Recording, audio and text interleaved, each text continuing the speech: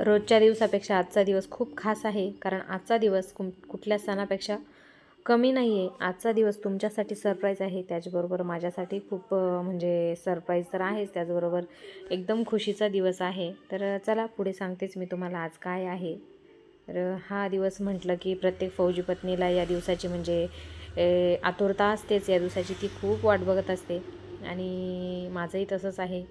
प्रत्येक म्हणजे रोज जो दिवस उगवला का त्या दिवशी आम्ही या दिवसाची वाट बघत असतो की कधी येईल हा दिवस, आणि फायनली तो दिवस आलेला आहे. तर आज आनंदच आहे, त्याचबरोबर कुठल्या सणापेक्षाही कमी दिवस नाही आज.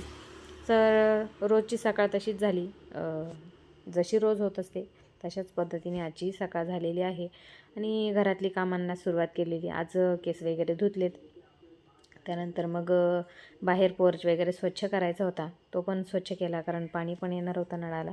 पाणी वगैरे भरून झालं. त्यानंतर मग फरशी वगैरे पुसून घेतली आणि ऋतू देवपूजा वगैरे करणार होती, तर ऋतूने देवपूजा केली. त्यानंतर मग तिची अंघोळ वगैरे झाली आणि मी फरशी वगैरे स्वच्छ केली. त्यानंतर दोघींसाठी मस्तपैकी कॉफी बनवली, कारण मला तर चहाच आवडतो. दिवसाची सुरुवात मला चहाने करायला आवडते, पण मग आमच्या ऋतूला कॉफी आवडते. ती पण साधी सिंपल मी बनवत असते, जास्त काही तामझाम करत नाही. फक्त दूध गरम करते, त्यामध्ये साखर वगैरे टाकते आणि ग्लासमध्ये कॉफी टाकून त्यामध्ये ते गरम दूध ओतत असते. अशा पद्धतीने मी आमच्या दोघींसाठी कॉफी वगैरे बनवली आहे आणि कॉफी वगैरे घेतली. त्यानंतर तुम्ही बघू शकता बाहेरचं अगदी क्लीन केलेलं आहे, मस्त. बाहेर सडा वगैरे मारलेला आहे आणि सध्या थोडासा पावसाचं वातावरण चालूच आहे.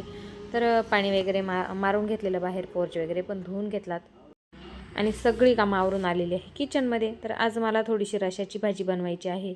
तर काय बनवावं सुचत नव्हतं. रोजचाच प्रश्न, काय बनवू काय बनवू, कारण दिवस कोणताही असो प्रश्न एकच असतो गृहिणींना, की आत्ता काय बनवायचं भाजीला आणि संध्याकाळी काय बनवायचं भाजीला. तर खूप विचार केला. त्यानंतर शेवग्याच्या शेंगा होत्या, म्हटलं चला शेवग्याच्या शेंगा बनवूया. काळ्या मसाल्यामध्ये बनवायला आमची ऋतू काळा मसाला खात नाही, कारण त्यामध्ये कांदा असतो आणि कांदा लसूण ती खात नाही.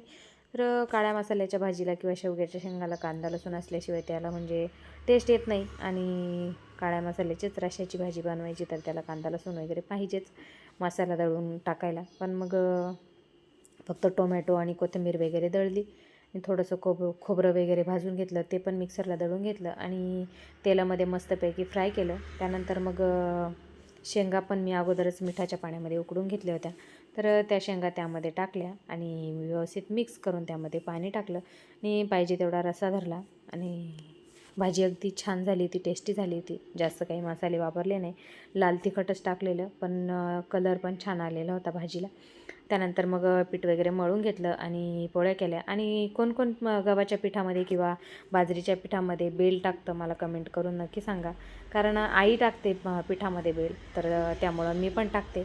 आणि माहीत नाही का टाकता, पण मग टाकते मी पण. बाकी सगळे टाकते, त्यामुळं मी पण घेऊन येत असते आईकडून आणि मी पण ते पिठामध्ये बेल टाकत असते. त्यानंतर मग सगळं कामं आवरून झाले आणि ऋतू बसलेली इथं जेवायला, कारण तिला भूक कंट्रोल होत नव्हती. तिला मी सांगितलं होतं की मी थोड्या वेळाने जेवल, तोपर्यंत तू थोडंसं जेवून घे. आणि मला दळण पण दळायला जायचं आहे. गहू आणून ठेवलेले खाली आणि दळण वगैरे करायची त्याची काही गरज नाही आहे, गहू तसे स्वच्छच आहे एकदम.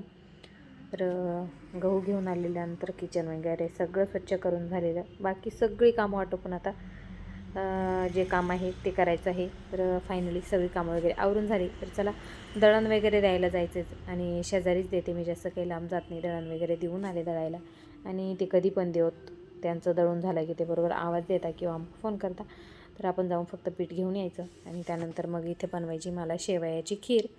तर बाकी दुसरी खीर वगैरे बनवण्यासाठी एवढा वेळ पण नव्हता आणि शिरा बनवायचा होता. कढई पण घेतली, तुपाचं भांडं घेतलं आणि बघितलं तर रवाच नव्हता घरामध्ये, रवा संपलेला. तर म्हटलं चला शेवयाचीच खीर बनवू, कारण काहीतरी गोडधोड तर बनवायलाच पाहिजे, म्हणून मग म्हटलं खीर बनवूया. आणि खीर वगैरे बनवून ठेवली, मस्त झाकून ठेवली गरम वगैरेच. आणि असं होत नाही माझ्याकडून की काही बनवायला घाईघाईमध्ये बनवते किंवा काही करते आणि त्याचं नुकसान झालं नाही किंवा माझं काम वाढलं नाही, असं कधीच होत नाही.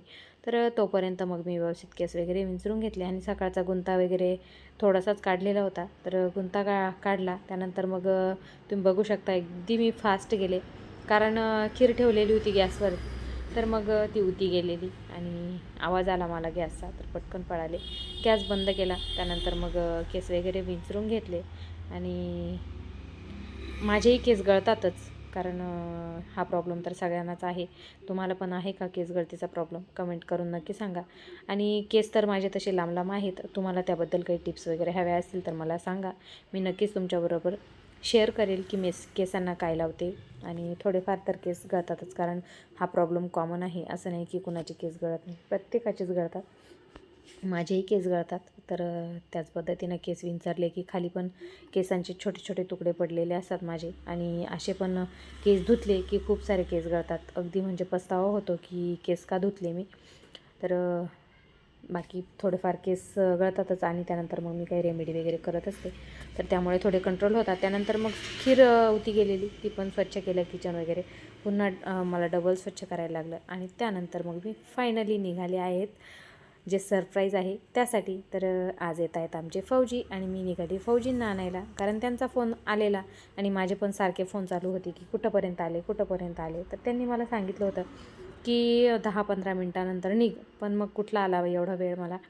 तर घाई झालेली आणि लवकरच म्हणजे 10-15 मिनटं म्हणण्यापेक्षा लवकरच आवरून घेतलं आणि त्यांना यायच्या 10 मिनटं अगोदर मी तिथं बस स्टॉपवरती जाऊन उभी होते आणि म्हटलं बघू स्कार्फ वगैरे बांधलेला आहे, तर बघू फौजी ओळखता का नाही. स्कूटीला म्हणजे लांबच उभी करून ठेवली साईडला आणि रस्त्याच्या दुसऱ्या साईडला स्कूटी उभी केली आणि मी जिकडं बस येते त्या साईडला जाऊन उभी राहिले. वेळ म्हणजे कधी गाडी येते असं झालं होतं. वाट बघत होते आणि 2 महिने 4 महिने वाट बघितली जाते. पण मग जेव्हा ते येत आहेत हे कळलं, तर तेव्हा मग म्हणजे खूप खूप आतुरता अजूनच लागते की कधी येईल. आणि वेळ बिलकुलच म्हणजे असं वाटतं की खूप वेळ जास्त लागतो आहे असं. आणि वाट बघून बघून अगदी म्हणजे कंटाळा येऊन जातो. 5-10 मिनटंसुद्धा खूप जास्त वाटतात. आणि त्यानंतर फायनली बस आलेली आहे आणि आलेत आमचे फौजी साहेब. आणि त्यांचा कायम हाच शर्ट असतो. मला कळत नाही त्यांना हा शर्ट का आवडतो.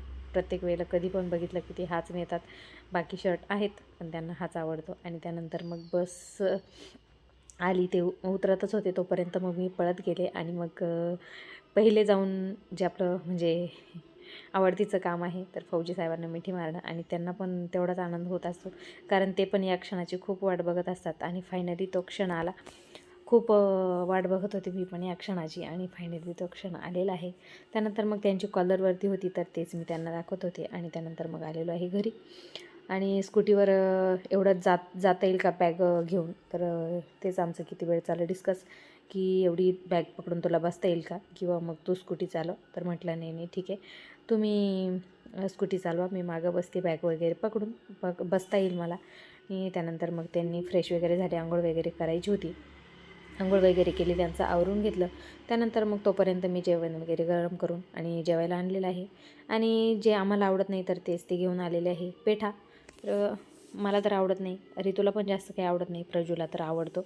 मी त्यांना विचारत होते की एवढं कशाला आणलं असेल, कारण खायला कोणी नसतं, जास्त काही आवडत नाही, गोड असतं म्हणून. बाकी स्वीट्स वगैरे खाल्ले जातात, पण मग पेठा हा आमचा म्हणजे कमी आवडतीचा पदार्थ आहे, तर त्यामुळं आम्हाला जास्त आवडत नाही.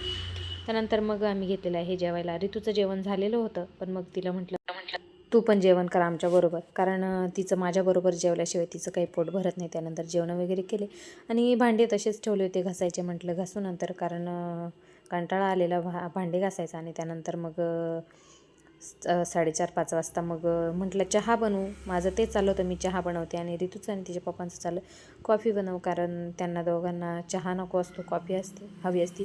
तर त्यांना तर चहा चालत नाही. त्यानंतर मग भांडे वगैरे घासून ठेवले होते, जे सुकलेले होते तर तेवढे सगळे लावून घेतले. त्यानंतर मग कॉफी वगैरे केली तिघांसाठी आणि तोपर्यंत भांडे पण लावले. मला तर खूप कंटाळा येतो भांडे लावायचा. आणि सणवार असो किंवा काही असो, फौजी येणार असो, काहीही असो, घरातली कामं काही स्त्रियांना चुकत नाही. आनंदाचा दिवस असो, दुःखाचा असो किंवा कुठलाही क्षण असो, घरातली कामं चुकणार नाहीत. ही कामं करावीच लागतात. तर सगळी कामं फायनली आवरून झाली आणि ही कामं आवरतात कुठं नाही तर पुन्हा संध्याकाळी स्वयंपाकाची तयारी होणार आहे. आणि मला भांडी घासायचा आणि भांडी लावायचा जास्त कंटाळा येत असतो, पण मग काय करणार, तीच कामं सगळ्यात जास्त असतात. आणि आम्ही कॉफी बनवली होती, आईस्क्रीम बनवली होती एक दिवस, तर ते आईस्क्रीमचं मोल्ड अजून इथंच होतं भांड्याच्या जाळीमध्ये, तर म्हटलं मोडून वगैरे जाईल, तर ते पण ठेवून द्यावं आणि ते पण आवरून ठेवलेलं आहे. त्यानंतर मग भांडे राहिलेलेच होते घासायचे, तर ते भांडे वगैरे घासून घेतले. आणि 4 वेळा भांडे निघतच असतात. कॉफी वगैरे गरम होती, तर तोपर्यंत म्हटलं भांडे वगैरे घासून घ्यावं. तर चला बाय. व्हिडिओ आवडला असेल व्हिडिओला लाईक शेअर आणि चॅनलला सबस्क्राईब करा. धन्यवाद.